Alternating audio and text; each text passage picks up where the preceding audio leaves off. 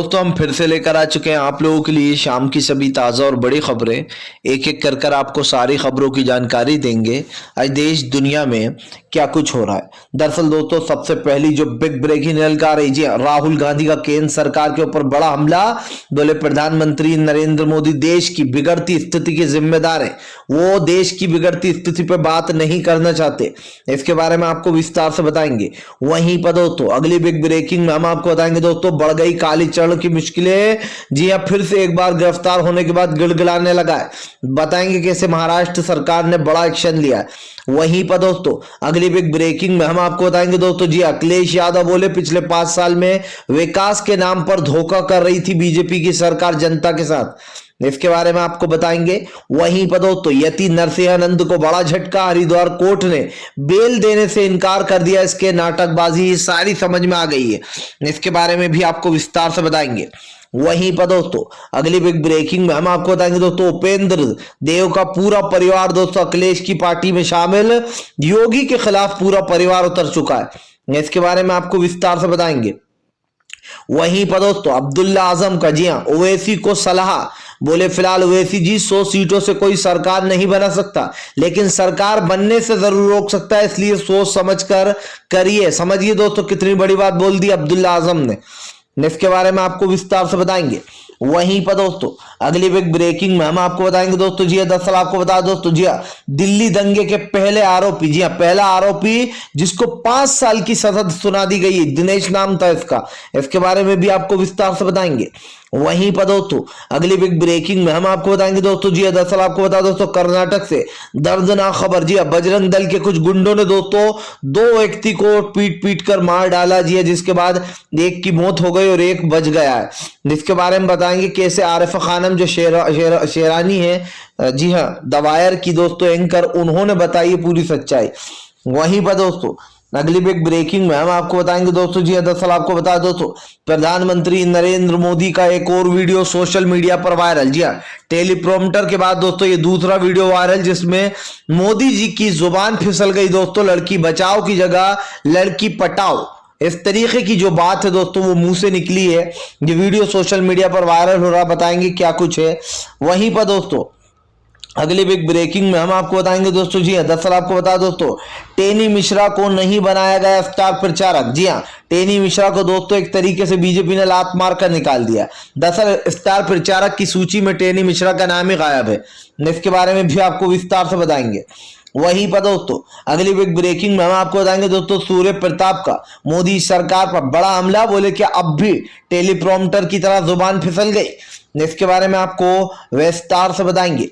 वहीं पर दोस्तों गोवा बीजेपी में भयंकर फूट। जी बीजेपी के कई मंत्री देने जा रहा है गोवा में इस्तीफा। दरअसल दोस्तों बीजेपी में गोवा में भगदड़ मच गई है, इसके बारे में भी आपको विस्तार से बताएंगे।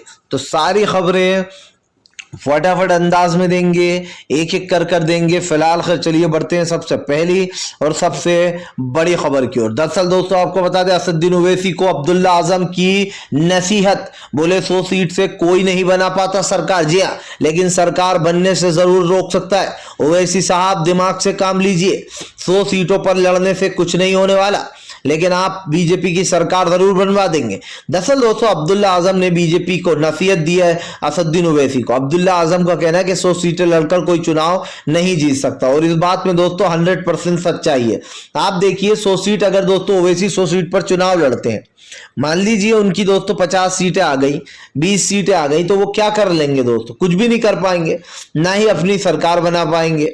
जाहिर सी बात है ओवैसी से ज्यादातर लोग किनारा करके रखते हैं असदुद्दीन ओवैसी से, ना उनके साथ कांग्रेस हाथ मिलाती है, ना आरजेडी ने मिलाया था बिहार में, लेकिन उन्होंने जो है यहाँ पर तेजस्वी का नुकसान करा दिया था कम से कम 10 सीटों का। अब इसी बात को दोहराते हुए अब्दुल्ला आजम ने कहा कि फिलहाल उनको समझना चाहिए। आज वो कहते हैं कि हम 100 सीटों पर चुनाव लड़ेंगे, लेकिन 100 सीटों पर चुनाव लड़ने से कुछ नहीं होता, सरकारें नहीं बनती 100 सीटें चुनाव लड़ने पर।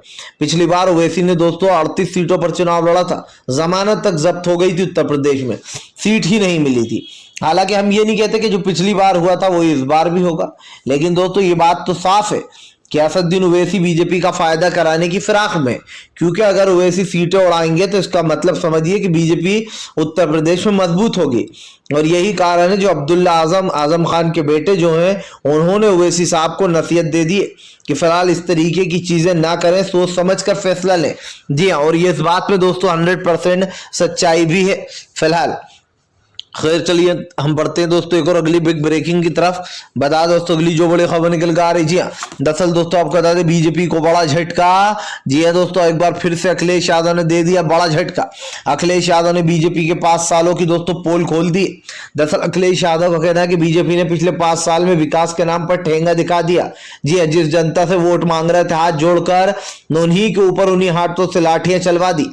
अखिलेश यादव ने कहा कि देश की जनता आज परेशान है, पेंशन बंद हो चुकी है, किसानों को उनकी हक नहीं मिल रहा, किसानों की एमएसपी खत्म हो चुकी है। हमारे राज्य में एमएसपी कहीं ना कहीं किसानों को अच्छा दाम मिलता था। और अखिलेश ने कहा कि हमारे उसमें पानी भी फ्री दिया जाता था। लेकिन आज जिस तरीके से सरकार ने किसानों की आय बढ़ाने की बजाय और घटा दी, इसके खिलाफ हम लड़ाई लड़ेंगे। अखिलेश ने कहा सत्ता में आते से ही सबसे पहले तो उन लोगों की पेंशन वापस चालू करूंगा जिनकी पेंशन बंद कर दी गई है। अखिलेश यादव ने कहा कि बीजेपी धीरे धीरे कर देश का पूरी तरीके से बेड़ा गर्क कर रही है। वो देश के पैसे को लूट कर न जाने कहां रख रही है। आपको बता दें अखिलेश ने कहा कि फिलहाल उत्तर प्रदेश में किसान की हालत बद से बदतर होती चली जा रही है। अब तक किसानों के गन्ने के पैसे का भुगतान नहीं किया गया। आखिर ये कौन सी सरकार है, ये कौन लोग हैं जो इस तरीके की चीजें कर रहे हैं। अखिलेश ने कहा कि हम सीधा सीधा बोलते हैं भारतीय जनता पार्टी इस बार जो भी करे लेकिन देश को झुकने नहीं देंगे। जी अखिलेश ने कहा कि सत्ता में आते थे उन सब के ऊपर कार्रवाई होगी जिन लोगों ने देश की जनता का पैसा डकार लिया। जाहिर सी बात है दोस्तों, देश की जनता जिस हाल में इस वक्त सरकार इसकी जिम्मेदार है और सरकार के ऊपर कई सवाल खड़े हो गए। सरकार इन सवालों के जवाब देने की फिराक में नहीं है। उत्तर प्रदेश में दोस्तों आज जो हालात है वो आप और हम देख ही रहे हैं फिलहाल। खैर चलिए हम बढ़ते हैं दोस्तों एक अगली बिग ब्रेकिंग की तरफ। बता दोस्तों अगली जो बड़ी खबर निकल कर आ रही है दोस्तों आपको बता दें असदुद्दीन ओवैसी का भाजपा के ऊपर बड़ा हमला। बोले पिछले 5 साल में उत्तर प्रदेश में कोई काम नहीं। जी हाँ, बीजेपी सिर्फ सांप्रदायिकता फैलाकर चुनाव जीतती है। दरअसल दोस्तों असदुद्दीन ओवैसी का कहना है कि देश में लगातार हिंदू मुसलमान चल रहा है, देश में नफरत फैल रही है और बीजेपी जो इसका फायदा उठा रही है। असदुद्दीन ओवैसी का कहना है कि बीजेपी जानबूझकर सांप्रदायिकता वाला माहौल बनाती है और उसके बाद वो वोट पाने की कोशिश करती है। ओवैसी ने कहा कि फिलहाल आज जो देश के हालात है वो सबको दिखाई दे रहा है, देश में हिंदू मुसलमान हो रहा है। जी जो पिछले 50 सालों में नहीं हुआ दोस्तों वो अब हो रहा है। लेकिन बीजेपी के कई बड़े नेता कहते हैं कि भैया मोदी जी का मजाक उड़ाया तो क्यों उड़ाया, मोदी जी के बारे में गलत बोला तो क्यों बोला। आप क्या लोग दोस्तों सच बोलना भी छोड़ दे। जी हाँ, इनका बस नहीं चले वरना पत्रकारों पर भी रोक लगा दे कि पत्रकार भी अब सच नहीं बोलेंगे और पूरी गोदी मीडिया तो ये कर ही रही है। इसी को लेकर ओवैसी ने साफ कहा है कि फिलहाल उत्तर प्रदेश में इस बार एएमआई की सरकार बनेगी, हमारा जो यहाँ पर सीएम होगा और हम चूज करेंगे कि फिलहाल जो क्या होना चाहिए उत्तर प्रदेश में, क्योंकि उत्तर प्रदेश के लोग बहुत परेशान है। हालांकि दोस्तों ओवैसी ने कई हिंदू भाइयों को टिकट बांटा है, कई जो है यहाँ पर ब्राह्मणों को टिकट दिया है, लेकिन सवाल यही है कि असदुद्दीन ओवैसी ने यह ऐलान कर दिया है कि फिलहाल इस बार वो अपना सीएम बनाकर रहेंगे। बीजेपी पर बड़ा हमला बोलते हुए ओवैसी ने कहा कि फिलहाल पिछले 5 साल से बीजेपी यही कह रही है कि हमने ये विकास किया, हमने वो विकास किया, लेकिन ये अपने एड में दूसरों के फोटो क्यों लगा देते। अगर इन्होंने विकास किया है तो अपने एड में अपने फोटो चिपकाना चाहिए। लेकिन दोस्तों इन लोगों के पास कुछ है ही नहीं बताने को। तो जब कुछ बताने को नहीं होगा दोस्तों तो आप समझ सकते हैं कि फिर इस सरकार का क्या काम। जी हाँ, सरकार सिर्फ और सिर्फ झूठ बोलने में माहिर है फिलहाल। खैर चलिए हम बढ़ते हैं दोस्तों एक और अगली बिग ब्रेकिंग की तरफ। बता दोस्तों अगली जो बड़ी खबर निकल कर आ रही, प्रधानमंत्री नरेंद्र मोदी का दोस्तों सोशल मीडिया पर वीडियो वायरल, लोगों ने दोस्तों ले लिए मजे। दरअसल दोस्तों प्रधानमंत्री नरेंद्र मोदी ने एक बहुत बड़ी गलती कर दी। जी हाँ दोस्तों, बेटी पढ़ाओ और बेटी बचाओ की जगह बेटी जो ये शब्द मैं बोलना नहीं चाहता हूं दोस्तों, आप अच्छे से समझ सकते हैं। जो पटाओ वर्ड होता है उसका यूज किया गया है। बेटी बचाओ की जगह जो पटाओ वर्ड होता है उसका यूज किया गया है। मोदी जी की जबान फिसल गई भाषण देते देते, जिसके बाद वीडियो सोशल मीडिया पर जोरदार तरीके से वायरल हो गया। दरअसल दोस्तों प्रधानमंत्री बोलना कुछ कह रहे थे बेटी पढ़ाओ, लेकिन दोस्तों मुंह से निकल गया कुछ और ही, समझ सकते हैं आप, पटाओ वर्ड। लेकिन दोस्तों इसके बाद सोशल मीडिया पर ये वीडियो तेजी से वायरल हो गया। इस वीडियो को दोस्तों लोग जमकर ट्रोल कर रहे हैं। सूर्य प्रताप सिंह ने दोस्तों इस वीडियो पर कमेंट करते हुए लिखा, जी कटाक्ष कसते हुए लिखा। सूर्य प्रताप को तो आप अच्छे से जानते ही हैं दोस्तों, उत्तर प्रदेश में पूर्व आईपीएस है। पूर्व आईपीएस सूर्य प्रताप सिंह लिखते हैं, क्या हुआ, क्या आज भी टेलीप्रोमीटर की तरह आज भी जो यहाँ पर जुबान ने धोखा दे दिया? अब आप समझिए दोस्तों, इस तरीके से जो सूर्य प्रताप ने बीजेपी को जमकर घेर लिया है। वहीं दूसरी तरफ दोस्तों एक युवक लिखता है, वो सब तो ठीक है मोदी जी, लेकिन आप जो बोल रहे हैं वो सब तो ठीक है, लेकिन अगर हम लड़कियों को पटाएंगे तो उनके माँ बाप हमें जो है यहाँ पर मार मार के हमारे पिछवाड़ा सुझा देंगे, उसका इलाज का पैसा कौन देगा? इस तरीके के फनी कमेंट कर रहे हैं दोस्तों लोग। जाहिर सी बात है दोस्तों, प्रधानमंत्री की एक गरिमा होती है और गरिमा के अकॉर्डिंग ही चलना पड़ता है। लेकिन दोस्तों जिस तरीके से प्रधानमंत्री की जुबान फिसली, वो भी बड़े ही बेहुदा वर्ड पर फिसली है, जो कि आप समझ सकते हैं आजकल के लोंडे लपाड़ी जो है इस तरीके के वर्डों को यूज करते हैं। लेकिन ये पटाओ वर्ड जब से निकला है दोस्तों, तब से सोशल मीडिया पर जमकर फजीयत हो गई है भैया। फिलहाल खैर चलिए हम बढ़ते हैं दोस्तों और अगली बिग ब्रेकिंग की तरफ। बता दोस्तों अगली जो बड़ी खबर निकल कर आ रही है दोस्तों, आपको बता दिल्ली दंगे का पहला मास्टरमाइंड को मिली सजा। जी हां दोस्तों, भीड़ का था हिस्सा। दरअसल दोस्तों दिनेश नाम का ये व्यक्ति दिल्ली दंगों में आरोपी था। आपको बता दें दोस्तों, इसने लोगों के घर में घुसकर जो है यहाँ पर आगजनी की थी और कई इसके ऊपर आरोप लगे थे। जिसके बाद दोस्तों अब दिनेश पहला ऐसा वो बन गया आरोपी जिसको 5 साल की सजा सुना दी गई है। जी हां, इसने दिल्ली में दंगे भड़काए थे और इसको 5 साल के लिए दोस्तों जेल में डाल दिया गया है। अच्छी बात है दोस्तों, क्योंकि जिन लोगों ने इस तरीके की हिंसा फैलाई है, और दोस्तों जब दंगे फैले थे तो हमारे हिंदू भाई, हमारे मुस्लिम भाई, हमारे सिख ईसाई भाई सभी की जानें गई थी। बहुत अफसोस हुआ था दोस्तों उस दिन। और ये सब कुछ किसके कहने पर हुआ था दोस्तों? समझिए आप, बीजेपी के बड़े बड़े दिग्गज नेता थे जिन्होंने बड़े बड़े विवादित बयान दिए थे, जिसके दूसरे दिन ही दंगे भड़क गए थे। और अब पहले जो दिनेश दोस्तों उसको सजा मिल गई है, 5 साल की सजा सुनाई है कोर्ट ने, और 5 साल के लिए इनको जो यहाँ पर जेल में डाल दिया गया है। फिलहाल खैर चलिए हम बढ़ते हैं दोस्तों एक और अगली बिग ब्रेकिंग की तरफ। बता दोस्तों अगली जो बड़ी खबर निकल कर आ रही है दोस्तों, आपको बता दें अपर्णा यादव पर फूटा ओम प्रकाश राजभर का गुस्सा। बोले फिलहाल अपर्णा यादव को सिर्फ उन्हीं का एक वोट मिलेगा और कोई वोट देने वाला है नहीं। जी हाँ, दरअसल दोस्तों आपको बता दें ओम प्रकाश राजभर ने जो यहाँ पर अपर्णा यादव को घेर लिया। ओम प्रकाश राजभर का कहना है कि अपर्णा यादव को सिर्फ एक ही वोट मिलने वाला है और वो वोट उनका खुद का ही होगा और कोई इनको वोट देने वाला नहीं है। अपर्णा यादव पर हमला बोलते हुए ओम प्रकाश राजभर ने कहा कि जिनको जो है सपा में टिकट नहीं मिला वो सारा जो लोग हैं उनको बीजेपी अपनी तरफ लेकर जा रही है। अब आप समझिए दोस्तों, जिनको खुद अखिलेश यादव ने नकार दिया टिकट देने से, उनको बीजेपी अपनी पार्टी में शामिल कर रही है। अखिलेश यादव ने साफ कर दिया कि फिलहाल उन्हें ऐसा कबाड़ा नहीं चाहिए जो कबाड़ा दोस्तों हारता हो। तो जाहिर सी बात है दोस्तों, अब अपर्णा यादव के वहां पर शामिल होने के बाद कई सियासत तेज हो गई है। कई लोगों ने सवाल खड़े कर दिए कि भैया अखिलेश यादव की नकारी हुई चीजों को बीजेपी अपने यहाँ पर वो दे रही है जगह। ये तो वही बात हो गई ना दोस्तों कि कोई चीज भंगार हो गई है और आप उसको बेचना चाहते हो, ठीक है, लेकिन उसको सामने वाला खरीद कर ढिंडोरा पीट रहा है। तो ये वही वाला किस्सा हो गया कि भैया जिन लोगों को अखिलेश को जिन पर भरोसा नहीं था, अखिलेश ने उन लोगों को भैया हटा दिया। जाहिर सी बात है आज जो देश में माहौल बना रखा है, जो देश में हो रहा है, वो आपके और हमारे सामने ये तो होना ही था दोस्तों। बीजेपी ने जो भी माहौल जो आंकड़े सेट किए हैं उस पर बीजेपी खुद ही घिर चली है। फिलहाल खैर चलिए हम बढ़ते हैं दोस्तों एक और अगली बिग ब्रेकिंग की तरफ। बता दोस्तों अगली जो बड़ी खबर निकल कर आ रही है, दरअसल दोस्तों आपको बता दें भारतीय जनता पार्टी को लगेगा बड़ा झटका, गोवा में बगावत शुरू। दरअसल दोस्तों आपको बता दें बीजेपी के एक के बाद एक बुरे दिन शुरू हो गए। अब दोस्तों गोवा बीजेपी में बगावत शुरू हो गई है। बताया जा रहा है बीजेपी के कई दिग्गज नेता छोड़ेंगे पार्टी को। जी हाँ, आपको बताता चलूं दोस्तों बीजेपी में भगदड़ मच गई। बीजेपी के कई बड़े दिग्गज नेता जो है यहाँ पर वो पार्टी से इस्तीफा दे रहे हैं गोवा में। और जो है दोस्तों आपको बता दें कई लोग तो कांग्रेस में भी शामिल हो गए। यही कारण दोस्तों जो अब गोवा में बीजेपी को बड़ा झटका लग रहा है। हालांकि दोस्तों हम आपको बता दें गोवा में कांग्रेस को पूर्ण बहुमत मिलती हुई नजर आ रही है और साफ दिखाई दे रहा है कि गोवा में कांग्रेस की सरकार बनने वाली है। ऐसे ही दोस्तों उत्तराखंड जो है दोस्तों वहां पर भी कांग्रेस की सरकार बनती हुई नजर आ रही है। यानी कि दोस्तों अब एक बार फिर से कांग्रेस मजबूत होना शुरू हो गई है। जगह जगह कांग्रेस को सपोर्ट मिल रहा है दोस्तों, जगह जगह कांग्रेस जीत की राह पर चल रही है। कई जो बीजेपी के नेता है दोस्तों उनको सदमा लग गया।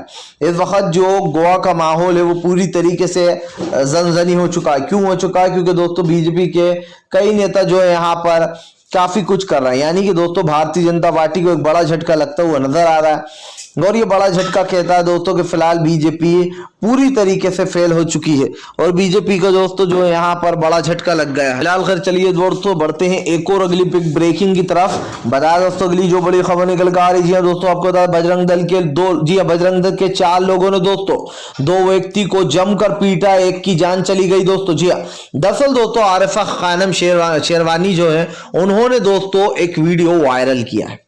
आरिफा शेरवानी कौन है दोस्तों? ये आपको बता दें आरिफा खानम जो है वो द वायर की जो है सीनियर जर्नलिस्ट है।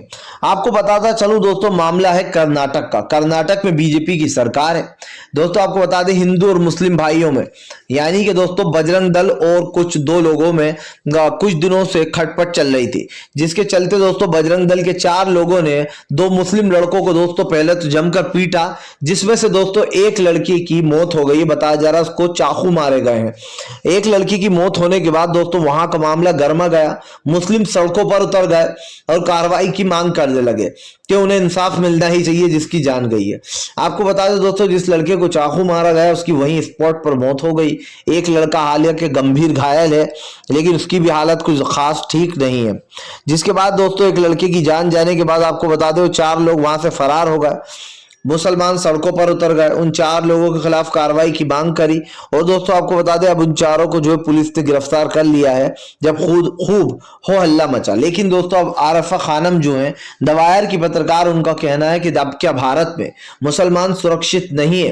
क्या भारत दोस्तों मुसलमानों के लिए सबसे खतरनाक देश बन चुका है? क्योंकि दोस्तों आप देखिए पिछले 2014 के बाद से अगर आप जितने भी आंकड़े उठाएंगे तो मुसलमानों के ऊपर वार किए जा रहा है, मुसलमानों के दोस्तों कत्लेआम किया जा रहा है, उनको सरेआम जय श्री राम के नारे लगवाए जा रहे हैं, पीटा जा रहा है। और ये सब कौन कर रहा है दोस्तों? ये सब कर रहा है बजरंग दल के गुंडे। आप समझिए दोस्तों देश में एक जिस तरीके की एक सांप्रदायिकता फैलाई जा रही है, एक दंगा फैलाया जा रहा है, ये साफ दिखाई देता है दोस्तों कि आज देश हिंदू मुसलमान की कगार पर आकर खड़ा हो गया। ये मामला कर्नाटक का था। जब सवाल उठे सरकार के ऊपर तो लोगों ने इस पर एक्शन लिया वहां की सरकार ने। लेकिन दोस्तों आरिफा खानम का जो कि सीनियर जर्नलिस्ट है दोस्तों द वायर की, उनका साफ साफ कहना है कि क्या देश में अब सांप्रदायिकता और दंगे का माहौल बनाया जाता है? कि जानबूझकर देश में दोस्तों देश के युवाओं को खास कर मुसलमानों को परेशान किया जा रहा है? क्योंकि दोस्तों ये हम नहीं कह रहा है, आप घटनाएं उठाकर देख लीजिए जो 2014 के बाद से हुई हैं, उसमें मुसलमानों को न सिर्फ प्रताड़ित किया गया है, इनके पास मुसलमानों का एक वीडियो नहीं होता दिखाने को दोस्तों कि मुसलमान ने हेट स्पीच दे दी या फिर मुसलमान ने इसको मार दिया, कोई वीडियो नहीं होता। लेकिन आप देखिए किस तरीके की नफरत फैलाई जा रही है, मुसलमानों को पीटा जाता है, मारा जाता है, यहाँ तक कि कत्ल तक कर दिया जाता है। अब आप समझिए उसके घर वालों के ऊपर क्या बीत रही होगी। फिलहाल खैर चलिए हम बढ़ते हैं दोस्तों एक और अगली बिग ब्रेकिंग की तरफ। बता दोस्तों अगली जो बड़ी खबर निकल कर आ रही है दोस्तों आपको बता दें हरिद्वार कोर्ट ने यति नरसिंहानंद को लगाई फटकार, नहीं मिलेगी जेल, नहीं मिलेगी बेल, जाएगा तू जेल। जी हाँ दोस्तों, बेल रिजेक्ट करने के बाद यति नरसिंहानंद को जमकर फटकार लगाई है कोर्ट ने। अब बताया जा रहा है यति नरसिंहानंद जेल में रो रो कर गिड़गिड़ा कि उसे बाहर निकालो, लेकिन दोस्तों उसे कोई बाहर निकालने वाला नहीं है। दरअसल दोस्तों यति नरसिंहानंद जैसे लोग देश में नफरत फैलाने का काम करते हैं, ये वही लोग होते हैं दोस्तों जिनको जनता रिजेक्ट कर कर बाहर पटक देती है। जो लोग चुनाव तो लड़ते हैं लेकिन इन लोगों को दोस्तों कोई वोट देने वाला नहीं होता। उसके बाद इनको एक सिंपल सा रास्ता दिखाई देता है कि क्यों ना हम पोंगा पंडित बन जाए। जी हाँ दोस्तों, जो हमारे असली पंडित रहते हैं उन लोगों का नाम बदनाम करने के लिए जो असली संत रहते हैं दोस्तों, अलग ही दिख जाता है कि वो लोग सिर्फ भगवान की दोस्तों कह सकते हैं सिर्फ चरण वंदना में ही लगे रहते हैं, लेकिन ये लोग अपना फायदा देखते हैं। असली संतों में दोस्तों वो राहुल गांधी ने कहा ना, हिंदुत्व और हिंदुत्ववादी में बहुत फर्क होता है, हिंदू और हिंदुत्ववादी में। तो ये हिंदुत्ववादी लोग हैं दोस्तों जो देश में नफरत फैला रहा है। कालीचरण को बेल रिजेक्ट करते हुए कोर्ट ने साफ कहा कि ऐसे लोगों को बेल नहीं दी जाएगी जो लोग देश में हेट स्पीच फैलाते हैं। और दोस्तों इसी के साथ साथ कालीचरण को थाने पुलिस ने गिरफ्तार कर लिया फिर से छूटने के बाद, यानी कि यति नरसिंहानंद और कालीचरण दोनों की सुताई हो रही है। फिलहाल वीडियो अच्छा लगे तो लाइक करें, चैनल पर पहली बार आए सब्सक्राइब जरूर करें, पास में घंटी आएगी उसको भी दबा दें ताकि हमारे हर वीडियो की जो अपडेट है दोस्तों वो आपको मिलती रहे और आप इस तरीके की खबरों से जुड़े रहें। वीडियो अच्छा लगे तो ज्यादा से ज्यादा शेयर करें और